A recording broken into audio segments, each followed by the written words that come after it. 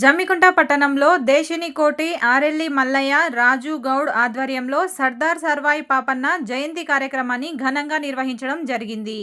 సర్దార్ సర్వాయి పాపన్న విగ్రహానికి పూలమాల వేసి కేక్ కట్ చేసి ఉత్సవాలను ఘనంగా నిర్వహించారు.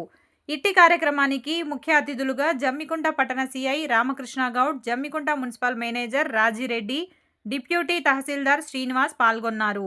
ఈ సందర్భంగా వారు మాట్లాడుతూ మన రాష్ట్ర ప్రజలందరికీ కూడా మా జమ్మికుంట పోలీస్ తరఫున శుభాకాంక్షలు తెలియజేయడం జరిగింది.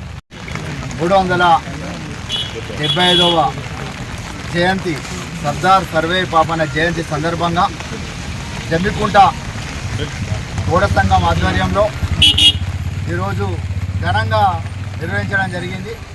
జయంతి ఉత్సవాలు సర్దార్ సర్వాయి పాపన్న విగ్రహానికి పూలమాల వేసి జయంతి సందర్భంగా ముఖ్యమైన నాయకులు జమ్మికుంట పట్టణ సిఐ రామకృష్ణ గౌడ్ గారు, అలాగే ఎక్స్ సర్పంచ్ మల్లన్న గారు, అలాగే రాజేశ్వరరావు గారు, వీరన్న గారు, సానందం గారు, ఇక్కడ మాజీ కౌన్సిలర్ తారంగపానన్న గారు, పరశురామ్ గారు, దుర్గర్ రమేష్ గారు, మహిళా సోదరిమణులు, గౌడ సంఘ నాయకులు మల్లన్న గారు, వీళ్ళందరూ కూడా ఆధ్వర్యంలో ఘనంగా నిర్వహించుకోవడం జరిగింది.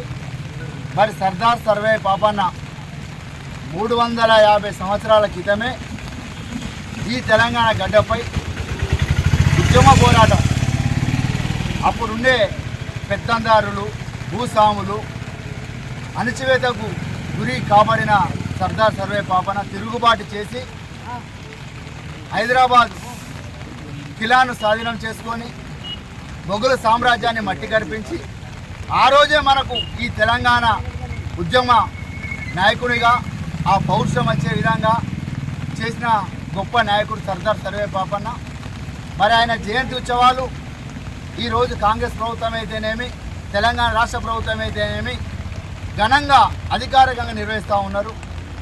ఆ స్ఫూర్తితోనే గౌరవనీయులు పెద్దలు హుస్నాబాద్ ఎమ్మెల్యే, ఈ రాష్ట్ర బీసీ సంక్షేమ శాఖ మంత్రి పున్నం ప్రభాకర్ అన్న సర్వేపేటలో కొన్ని కోట్ల రూపాయలతో అభివృద్ధి చేస్తూ మరి సర్దార్ సర్వాయి పాపన్న విగ్రహావిష్కరణతో పాటు ఆ సర్దార్ సర్వాయి పాపన్న ఒక మంచి ఘాటును ఏర్పాటు చేస్తూ ఉన్నారు.